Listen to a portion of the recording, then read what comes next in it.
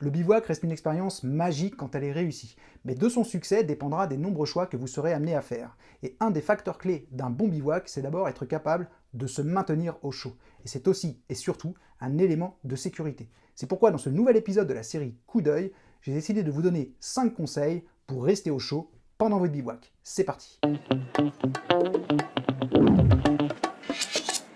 Mon premier conseil, ça va être de bivouaquer à la bonne altitude. En effet, en montagne, il y a un phénomène connu qui est ce qu'on appelle l'inversion des températures. La nuit venue, l'air froid plus lourd que l'air chaud va descendre dans la vallée, alors que l'air plus chaud, lui, aura tendance à stagner à moyenne altitude. C'est d'ailleurs pour cette raison qu'on évitera absolument de bivouaquer exposé face à une pente, parce que l'air froid issu des sommets peut la dévaler à des vitesses impressionnantes sous son propre poids. On parle alors de vents catabatiques, et ces vents peuvent potentiellement causer beaucoup de dégâts à votre abri. En fond de vallée, l'air sera donc plus froid et potentiellement plus humide. Sur les crêtes et les sommets exposés au vent, on aura aussi un air plus froid. Donc idéalement, on essaiera de bivouaquer à moyenne altitude, en n'étant pas trop exposé, afin de bénéficier d'un air plus chaud. Mon deuxième conseil, ça va être de vous éloigner au maximum de toutes les sources d'humidité. Avec le froid, l'humidité, c'est l'ennemi numéro 2 du randonneur. En effet, l'eau, donc l'humidité, est un excellent conducteur de chaleur, ce qui veut dire que si vous bivouaquez dans une zone très humide, eh bien vous allez avoir beaucoup plus de mal à garder votre chaleur corporelle au plus près de votre corps. Donc on va encore une fois éviter les fonds de vallée parce que l'air il sera plus froid, on vient de le voir, mais aussi parce que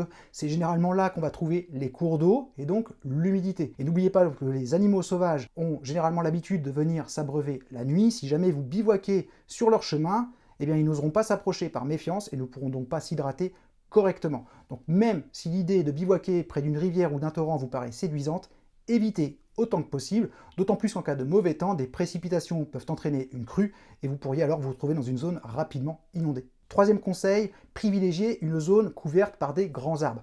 En effet, la surface du sol, la surface terrestre, dégage de la chaleur par le principe du rayonnement. Et cette chaleur, elle est en grande partie absorbée par l'atmosphère. Bivouaquer sous des arbres va vous permettre de retenir un peu plus cette chaleur, va permettre de limiter la perte de chaleur que le sol produit la nuit, et donc l'air sera potentiellement un peu plus chaud, probablement aussi un peu plus sec, donc moins humide. Ça va créer un microclimat favorable pour passer une nuit bien au chaud. Mon quatrième conseil, et non des moindres, c'est d'avoir un système de couchage cohérent. Au moment de choisir son matériel de bivouac, beaucoup de débutants se focalisent sur le sac de couchage en pensant à tort que c'est l'élément essentiel pour passer une nuit au chaud. Et une fois sur le terrain, ils réalisent qu'ils ont froid, alors que les températures rencontrées sont bien en deçà de ce qu'ils pourraient en théorie affronter. Et bien c'est tout simplement parce qu'ils n'ont pas accordé suffisamment d'importance sur le choix du matelas.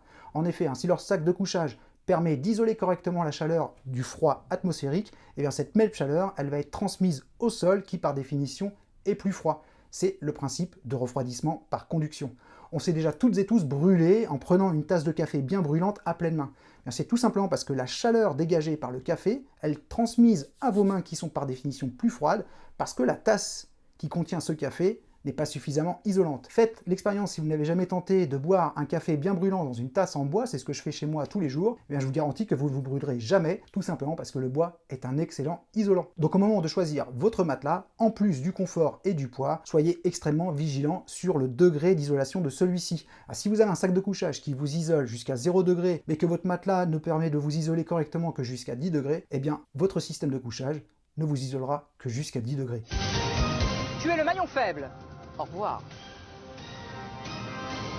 Enfin, mon cinquième et dernier conseil, avoir un abri avec un espace de vie appréciable, mais pas trop spacieux non plus. En effet, l'air chaud étant plus léger que l'air froid, il va avoir tendance à s'élever et se retrouver rapidement sous le toit de notre abri, jusqu'à ce que tout l'air entre le toit de l'abri et nous-mêmes soit suffisamment chaud pour que, justement, l'air chaud n'ait plus à s'élever. Ce qui veut dire qu'on va donc logiquement passer plus de temps à réchauffer un abri d'une hauteur de 180 cm plutôt qu'une tente de 90 cm de haut. Avoir un abri de faible hauteur va vous permettre donc d'économiser votre chaleur corporelle tout en étant plus discret dans votre environnement. Voilà, il ne vous reste plus qu'à mettre en application ces 5 conseils et revenir ensuite ici dans les commentaires me dire s'ils vous ont été utiles pour passer une nuit bien au chaud. Si vous avez envie d'aller plus loin sur l'apprentissage du bivouac, sachez que je vais prochainement ouvrir les portes d'une formation sur le sujet. Cette formation, elle est unique en son genre et à ma connaissance, vous ne trouverez absolument rien de comparable à l'heure actuelle sur le net. Vous y apprendrez entre autres à préparer votre bivouac pour gérer au maximum les imprévus, à vous familiariser avec la réglementation, à déchiffrer une carte IGN pour pouvoir repérer les zones où bivouaquer. On parlera bien entendu de matériel et comment éviter les erreurs que font 99% des débutants.